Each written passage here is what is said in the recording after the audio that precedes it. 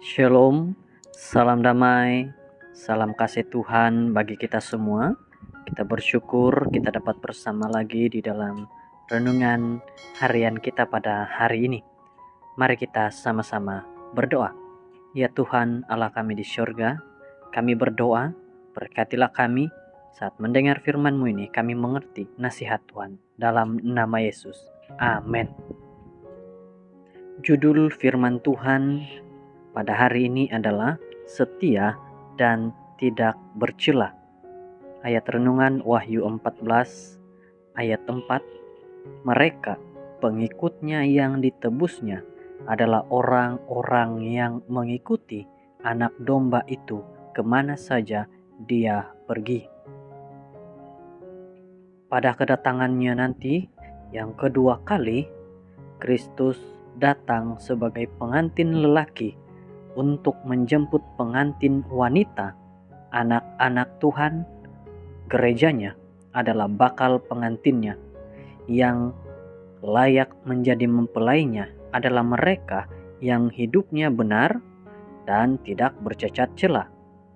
Seperti yang ditulis Rasul Yohanes, mereka adalah orang-orang yang tidak mencemarkan dirinya dengan perempuan-perempuan, karena mereka murni sama seperti perawan. Mereka adalah orang-orang yang mengikuti anak domba itu kemana saja dia pergi. Mereka ditebus dari antara manusia sebagai korban sulung bagi Tuhan dan bagi anak domba itu. Dan di dalam mulut mereka tidak terdapat dusta. Mereka tidak bercelah. Wahyu 14 ayat 4-5.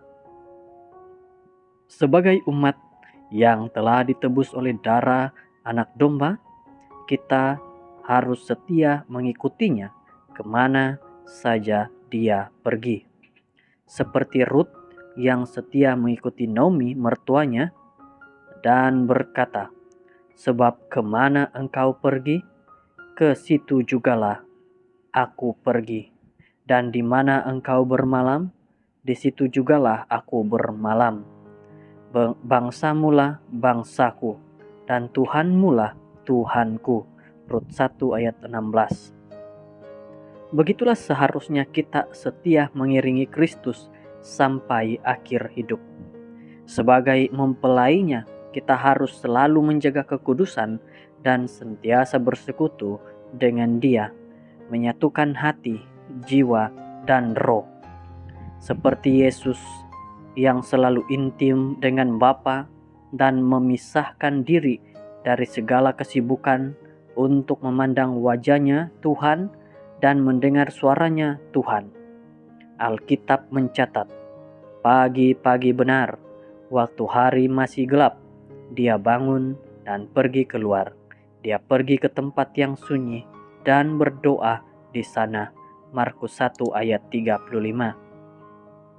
Betapa sibuknya kita sekalipun, namun tidak ada alasan untuk tidak bersekutu dan membina keakraban dengan Tuhan. Itulah kunci utama, apalagi bagi para pelayan Tuhan, tentang keintiman dengannya. Pelayanan kita tidak melebihi dari sekadar rutin belaka. Tiada hal lagi urapan seperti yang dialami jemaat di Sardis, sehingga Tuhan menegurnya dengan keras, "Aku tahu segala pekerjaanmu, engkau dikatakan hidup padahal engkau mati."